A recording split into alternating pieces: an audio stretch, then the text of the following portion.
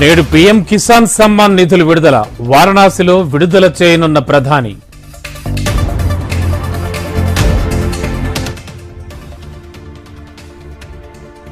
నేటి నుంచి ఏపీలో కేంద్ర బృందం పర్యటన, కరువు ప్రభావిత జిల్లాల్లో పర్యటించనున్న చౌహాన్ బృందం.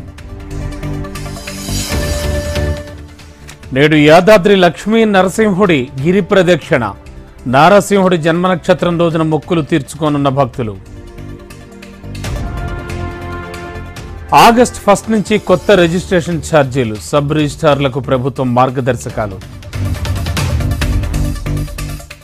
తెలంగాణలో 28 మంది ఐపీఎస్ అధికారుల బదిలీ, ఉత్తర్వులు జారీ చేసిన ప్రభుత్వం. గ్రూప్ 1 విషయంలో కాంగ్రెస్ మాట తప్పింది, జాబ్ క్యాలెండర్ ఎప్పుడు ఇస్తారని ప్రశ్నించిన హరీష్ రావు.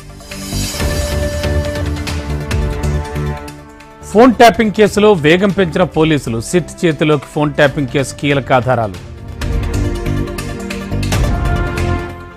ఏపీలో తెల్ల రేషన్ కార్డుదారులకు శుభవార్త, బియ్యంతో పాటు కందిపప్పు, పంచదార ఇవ్వనున్న ప్రభుత్వం.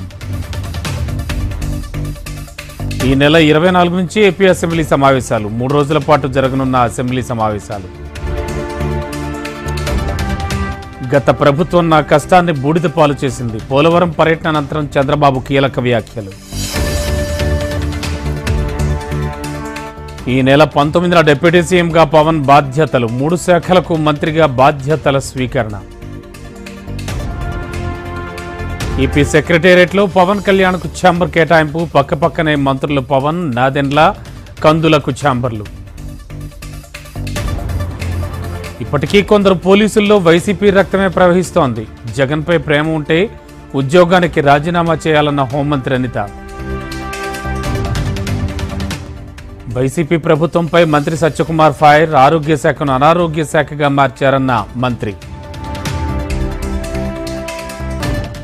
ఏపీలో 100 రోజుల్లో గంజాయి లేకుండా చేస్తామన్న లోకేష్, గంజాయిపై పోలీసులు కఠినంగా వ్యవహరించాలన్న ఆదేశం. ఈ నెల 22న పార్టీ నేతలతో వైసీపీ అధినేత జగన్ కీలక భేటీ, అసెంబ్లీ, పార్లమెంటుకు పోటీ చేసిన అభ్యర్థులతో సమావేశం.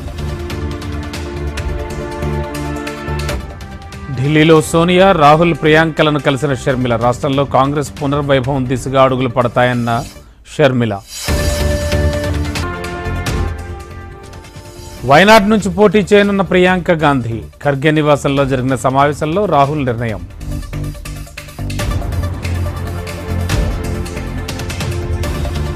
నాలుగు రాష్ట్రాలకు ఎన్నికల ఇన్ఛార్జీలను నియమించిన బీజేపీ, జమ్మూ కాశ్మీర్ ఎన్నికల బీజేపీ ఇన్ఛార్జిగా కిషన్ రెడ్డి.